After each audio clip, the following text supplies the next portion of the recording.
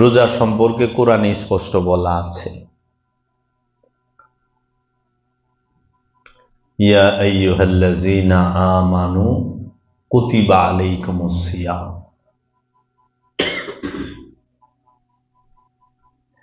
হে আমানুগণ, তোমাদের উপরে আত্মসংযমকে লিখে দেওয়া হয়েছে। কুতিবা মানে লিখে দেওয়া।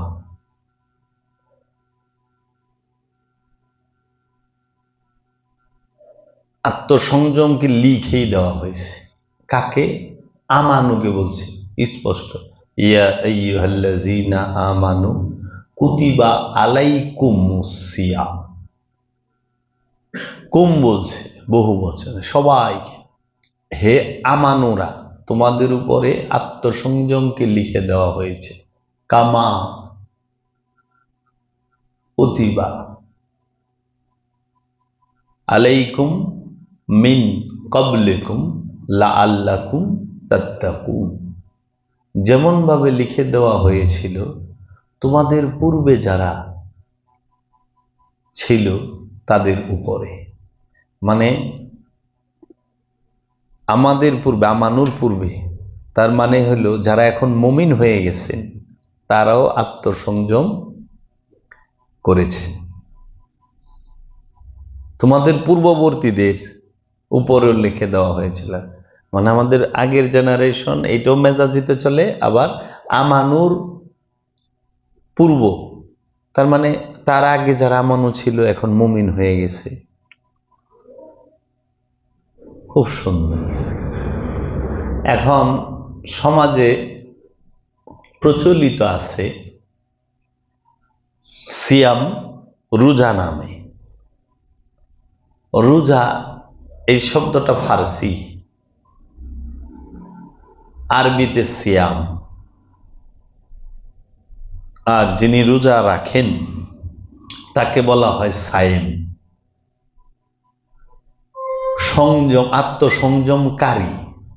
সিয়াম অর্থ আত্মসংযম, সায়েম মানে আত্মসংযমকারী।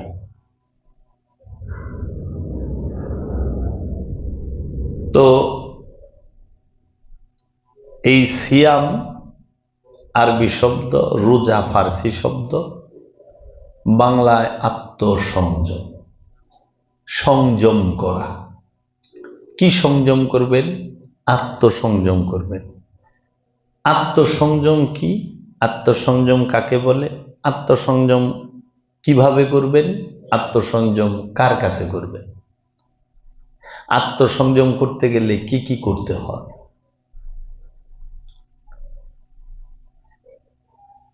এখন আমাদের সমাজের মধ্যে একটু ভাষাগত হিংসা আছে। বাংলা ভাষাটাকে আমাদের সমাজের মানুষ সুন্দরভাবে গ্রহণ করে নিতে পারে নাই, মেনে নিতে পারে নাই। মুসলমানরা, বিশেষ করে সমাজের মুসলমানরা, সব শব্দের মধ্যেই উর্দু, ফার্সি আর আরবি, যে কারণে সাধারণ মানুষগুলো তারা বুঝতে পারে না। আরবিতে সিয়াম, বাংলায় আত্মসংযম, ফার্সিতে রোজা, আর একেবারে খাস বাংলা করলে উপাস।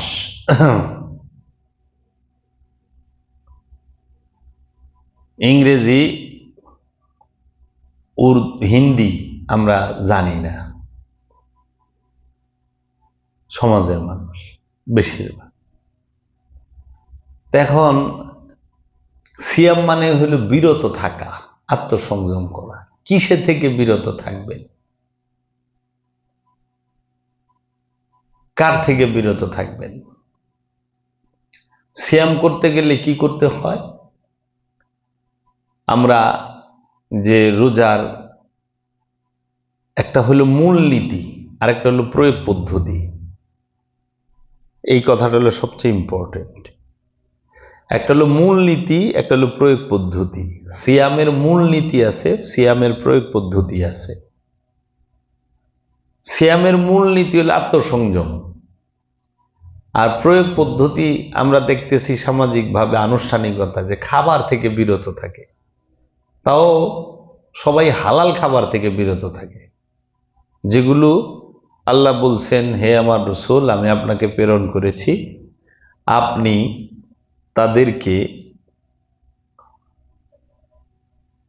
আয়াত তেলাওয়াত করে শোনান, তাদের নফসকে পবিত্র করেন, তাদেরকে কিতাব শিক্ষা দেন, তাদেরকে হিকমত দান করেন, তাদেরকে পবিত্র বস্তুকে হালাল করে দেন, অপবিত্র বস্তুকে হারাম করে দেন, এবং তাদের পিঠে যে বোঝা আছে সেই বোঝাকে আপনি অপসারণ করে দেন। এই কাজগুলো হলো একজন রসুলের, রসুল আগমন করে এই কাজগুলোর জন্য। তো পবিত্র বস্তুকে হালাল করছে। এখন আমরাই দেখা গেছে আনুষ্ঠানিক রোজা পালন করতে যায় পবিত্র বস্তু ভক্ষণ করা থেকে কিছু সময় বিরত থাকি। এটা হইল রোজার আনুষ্ঠানিক দিক, না খায়া থাকা, পান না করা, আহার না করা কিছু সময়, এটা হলো আনুষ্ঠানিক রোজার জাহিরি রূপ, বাইরের রূপ, আনুষ্ঠানের রূপ, প্রয়োগ পদ্ধতির রূপ। তাহলে সিয়ামের মূল নীতি কি? কি খাবেন কি খাবেন না? আল্লাহ রসুল যেগুলো হারাম করেছে সেগুলো থেকে বিরত থাকার না, সেগুলো ভক্ষণ করা থেকে, সেই কর্মগুলো করা থেকে বিরত থাকার নামই সিয়াম। যেরকম আমরা সমাজে দেখি যে এখন মানুষ রোজার দিনে, অনেক মুসলমান আছে ভাত খায় না, কিন্তু আমরা দেখি ঘুষ খায়, ভাত খায় না, পানি খায় না, দুধ মধু কিছু খায় না, আঙ্গুর বেদানা খায় না, ডরায়, আল্লাহরে প্রচুর ডরায়, আল্লাহর ভয়ে ভাত পানি ফল ফলাদি মাছ মাংস দুধ ডিম কিচ্ছু খায় না, কিন্তু ওই অবস্থায় সে ঘুষ খাইতেছে, সাদা খাইতেছে, ওই অবস্থায় সে দেখবেন যে ওজনে কম দিয়ে খাইতেছে। এখন ওজনে কেমনে কম দিয়ে খায়? এখন এটা শুধু মনে করেন না মুদি দোকানদারে করে, মুদি দোকানদারে মানে যারা ব্যবসায়ী দোকানি ওজন দিয়ে দেয়, যেরকম কেজি 1000 গ্রামে সে 50 গ্রাম করে কম দিল, 100 গ্রাম কম দিল, আমরা মনে করি এইটাই ওজনে কম শুধু, কিন্তু ওজনে অনেকভাবে কম দেওয়া যায়। কিভাবে? এখন রোজার দিনে অনেকেই কাজকর্মে ফাঁকি দিবার চায়, অফিসারেও ফাঁকি দিবার চায়, এই মেয়া রোজার দিন এত কাজ করা যায় নাকি, কি বলেন না বলেন, হ্যাঁ কষ্ট হয় না, এত কাজ করেন, গরম পড়েছে এই সেই। এখন আপনি সরকারি কর্মচারী, আপনি প্রজাতন্ত্রের কর্মচারী, প্রাইভেট কোম্পানির কর্মচারী, এখন আপনার রোজার দিন অফিস সকাল 8টা থেকে 3টা পর্যন্ত, এর ভিতরেও যদি আপনি 2 ঘন্টা ফাঁকি দেন, ঘুমাহেন কিংবা গপসপ করে কিংবা রেস্ট করে কাটান, আপনি কিন্তু ওজনে কম দিয়ে দিলেন, ডিউটির ওজনে কম। তো সময় ফাঁকি দেওয়ার যে ঘাটতি হইল, ওই 2 ঘন্টায় আপনি 2টা ফাইল সই করতে পারতেন, ওই 2 ঘন্টায় আপনি 2 জন গ্রাহককে সেবা দিতে পারতেন, আপনি সেটা করলেন না, আপনি ওজনে কম দিলেন। এই জন্য ওজনে যে যে স্থানে আছে প্রত্যেক স্থানে থেকেই ওজন কম দেওয়া যায়। একজন আলেম ওজনে কম দিতে পারে, একজন মুসল্লি ওজনে কম দিতে পারে। যেরকম একজন আলেম তিনি আলোচনা করতেছে, মুসল্লি অমনোযোগী, সে এদিক সেদিক, তাহলে মুসল্লি আলেমের ওজনে কম দিল। আর আলেম মুসল্লি বৈশা রয়েছে তার আলোচনা শোনার জন্য, আলেম আইল না, কিংবা সে অযথা সময়, আলেম ওজন কম দিল। তো ওজনটা সব জায়গায় কম। যেরকম আপনি ছাত্র, এখন আপনার শিক্ষক এসে বৈশা রয়েছে, এখন আপনি পড়া থুয়ে আপনার প্রস্রাব ধরে, খিদা লাগে, হ্যাঁ, তারপরে ভাল লাগে না, ঘুমায় পড়ে, এই যে গুরুর ওজন কম দিতেছে। আবার ছাত্রে পড়তে চায়, টিউশন মাস্টার আইসা সে ওনার কাজে ব্যস্ত, উনিও কম দিচ্ছে ওজনে। তো এই ওজনে কম দেওয়াটা সর্বস্থলে সর্ব জায়গায় আছে, শুধু পালায় ওজনে কম দিলেই হয় না। তা এখন ওজনে কম দিতে তো আল্লাহ কোরআনে মানা করছে। এখন রোজার দিনে ওজনে কি কাউরে কম দিছেন? একটু খেয়াল করেন তো, ডিউটি তো ফাঁকি দেন নাই। আপনার কর্মস্থলে আপনি তো আপনার মালিককে ফাঁকি দেন নাই, আপনার কর্মস্থলে আপনার কর্মচারীকে ফাঁকি দেন নাই। তো তো ওজনে তো কম দিয়ে দিছেন। তো এর জন্য এই মানুষগুলো ভাত খায় না, দুধ খায় না, মধু খায় না, কলা খায় না, পানিও খায় না আল্লাহর ডরে, কিন্তু সুদ খায়, রোজার মাসেও খায়।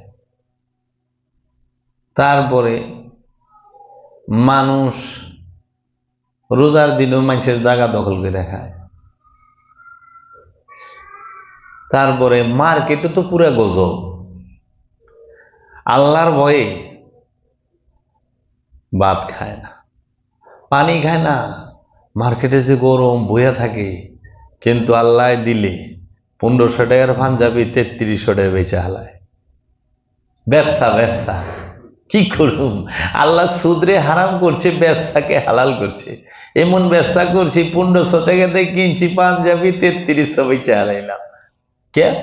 পাবলিকটারে বোকা পাইছি, এলে বুঝে না, সুতা চিনে না, নকশা চিনে না, আইছে গাঁও গ্রাম থেকে, দেখেই বুঝছি মফিজ, বাস ধরাই দিছি, লো যাওগা কাতানে, কাতানে দি যাওগা। মানুষের কাছে খালি গেছে দাম কইবে, কিন্তু জিনিস তো ঠকাই দিছে। হইব না এটা রোজার মাসে? আমাদের দেশে তো কম হয় মনে হয়, এলে বিশ্বে 1 নম্বর। তাহলে এই যে জিনিসটা, রোজার মূল দর্শনটা, ব্যবসা কি? আপনি 100 টাকাতে যদি কোনো জিনিস কিনেন, সেটা আপনি 120 টাকা সর্বোচ্চ বেচতে পারেন,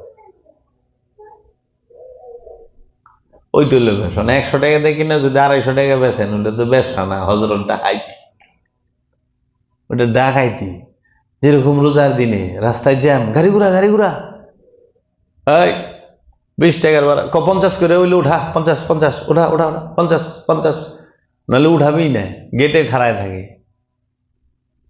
ব্যবসা। তারপরে আল্লাহ দিলে চান, মানে 27 রোজাকে, ওই 20 রোজার আগের থেকে টিকিট গায়েব হয়ে যায়, বাসের, ট্রেনের, ওই যে লঞ্চের। 500 টাকার ভাড়া 800 900,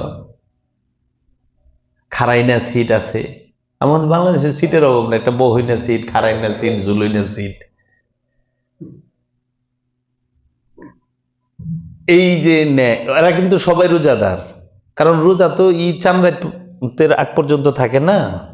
রোজা থাইকা মানুষের কাছ থেকে বাড়তি ভাড়া নিচ্ছেন, এমনিই তো আপনার ফায়দা, কারণ টিপ ঘন হচ্ছে, প্যাসেঞ্জার ভরপুর, তা আপনার লাভ তো হিউজ। আবার কি করতেছেন? ডবল ভাড়া করতেছেন, আবার আপনি ফুটাইতেছেন।